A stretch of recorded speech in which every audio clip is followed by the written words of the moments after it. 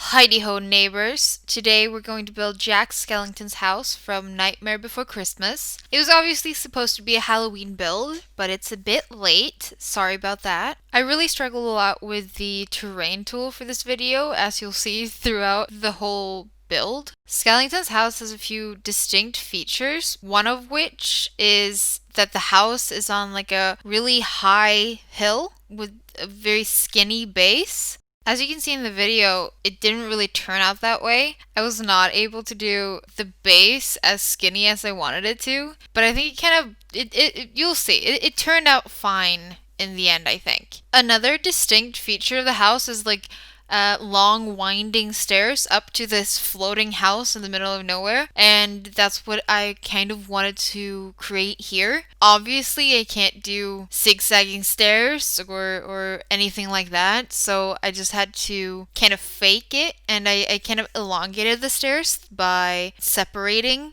steps like this, as you can see. I think it turned out pretty well. It looks a bit weird, but that's also, kind of the point. I never really worked with the terrain tool that much, so this was a really fun experience. I'm sure it's painful for some of you to watch while I struggle with this terrain tool, but I'm still learning, so just bear with me. Here you're watching me struggle with the roof as well. There's just a lot of struggling throughout the video, so sorry about that. I just never really managed to find like the right angles and bends and whatnot, because I really wanted a crooked house, and it wasn't happening, and it was so annoying, and I was going a little bit crazy, but I kind of had to accept that it wasn't really happening and just kind of go for this kind of wonky shaped roof made with like two half-gabled roofs. I also added a small balcony in the front. It's basically unusable, but it's still, I don't know, it gave it more character, and it's a good addition, I think.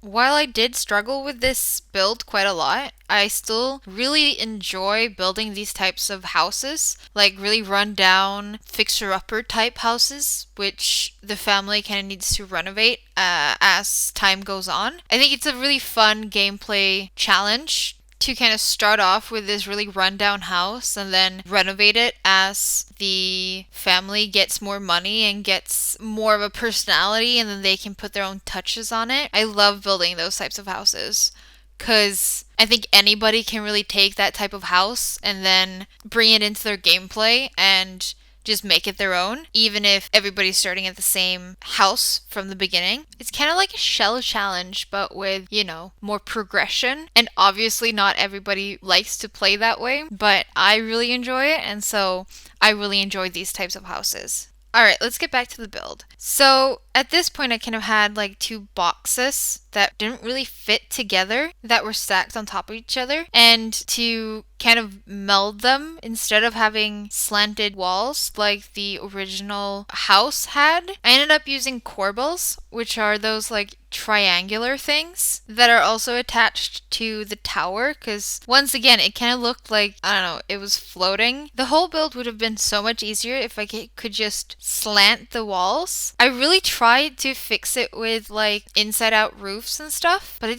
didn't really work. If you guys have any suggestions of how to like do slanted walls in a good way, hit me up in the comments. I'd love to know, because it's such a cool feature for like these types of builds, these types of houses that are kind of run down, because everything looks very boxy, and obviously it's such a teeny tiny detail that it's such an unnecessary feature. It's nothing I'd want to have in The Sims, but it would be nice to be able to kind of hack it some way, if you have any ideas.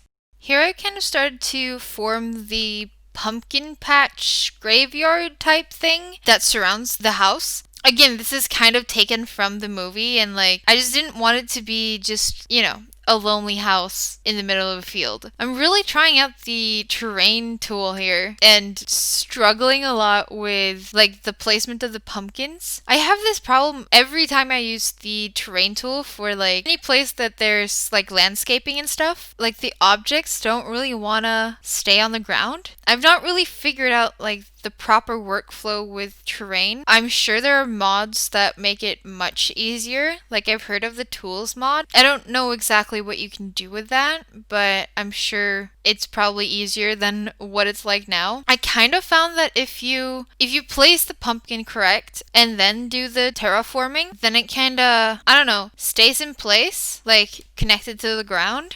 I had BB.move objects on the whole time. I don't know if that hindered or helped me. I don't know. I still need to learn more about the terrain tool, I think. And like people are so amazing with it. They do awesome things. You'll see in a second here that I'm starting to move into the interior. This is basically where I realized I made a huge mistake. I severely underestimated the size of the house. So in the end, it's basically just 2 floors. They're both pretty tiny. Like the idea is that it's supposed to be a small house, but it wasn't supposed to be this small. And I really wanted to have like a full staircase and not just like a ladder that goes up to the 2nd floor, because it's supposed to be a small house. And the staircase is part of the vibe. And I couldn't make it fit, so I had to make it a little bit bigger.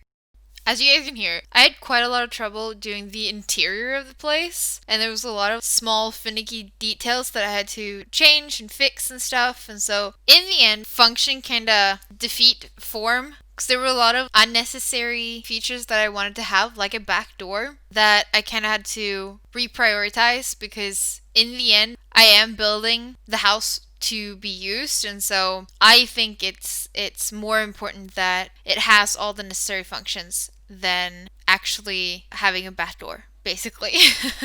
Sometimes you just have to kill your darlings and roll with the punches. As you can see, I went for quite moody, dark interiors that I think really represents the house and that it has some history behind it. I don't know if Gothic would be the correct like style, but that's probably what I would describe it as, or at least what I imagine it would be. Here you can see me trying out like a larger kitchen and then completely forgetting that there probably should be some sort of dining area. So I kind of remade the kitchen area to become more compact and just covered that short wall so that I could fit a table for 2. I actually ended up using the spooky stuff pack table there. I did not think I would ever use it, but I actually used a few furniture items from that pack. Like I used the curtains as well, I think, and a lot of the pumpkins. So I mean, I use it once a year at least, so that's something. So the house is for a single sim. I just thought it fit best with the layout. I think you could probably squeeze in a double bed somewhere, but I just thought it was unnecessary. In my mind, I designed the place for like a tortured artist. So there's like an easel and a violin. And so I could just imagine him or her standing on that tiny balcony, like pondering their sorrows and playing a really sad tune on the violin while they like look up at the moon or something. I'm getting really excited to like play in this house. Alright, back to the kitchen. I kind of wanted to liven up the place with just some clutter. I thought that sunflower went well with like the gold and stuff, but it was a bit too, I don't know, happy. A bit too bright. So I switched it with that unlockable sunflower that you can get in the artist career, I think. It was a bit more sad. I don't know. It just fit the vibe better, I think. Having added lights off camera, the interiors is kind of coming together. I'm just putting in the finishing touches with all the spider web and the holes in the wall. I really couldn't do these types of builds without the vampires pack. Like I definitely don't use it enough to justify its purchase, I think. But the the decals are really an added bonus. Like, don't buy the packs just for some spider web, but the spider web is definitely an added bonus. I really like it. It's such a tiny detail. It's not just the spider webs though, but it's like the holes in the wall and the mold and the water damage and stuff, because it adds so much character to a house. Like, even if it's not a rundown house, adding just a few cracks or like scratches and stuff can really make it not feel so flat, you know? Like, I get it. You want to add bump outs and you want to add details and stuff, but some of those details can be, just a shift in the exterior coloring. For example, like that actually adds some character to the house, and I really like being able to add those types of things. Here I'm adding some more detail to the exterior of the house. So all of the reference pictures that I saw had these like rocks around that like floating foundation to the house, whatever you want to call it. So here I'm using debug rocks to kind of build up that rocky wall around the house. Since I had to remove that like back door, I also had to fit all the rocks on one of the sides so that you could access the backyard. So it's a bit wider on one side and it's play tested, so there shouldn't be any problems getting to that garbage bin. Like, throughout this build, I really missed a mod that's available for City Skylines. I know, different game, but it allows you to actually place objects like below the map or inside objects. That would have been very useful here. I don't have experience with the tool mod, so I don't know if that allows you that sort of control. Maybe I'll do a review of the tools mod in the future or something. It would be interesting to try it out and see if all of the things I'm struggling with could be fixed with the tools mod.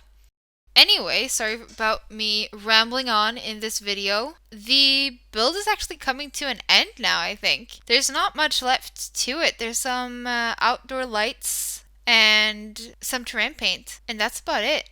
I definitely think there are some improvements that could be made, but I think it captured the essence of the house, and I actually think that it could be usable as like a playable house, which is kind of one of my main goals when I build houses. Like, I want people to play in them and I want them to be usable and functional.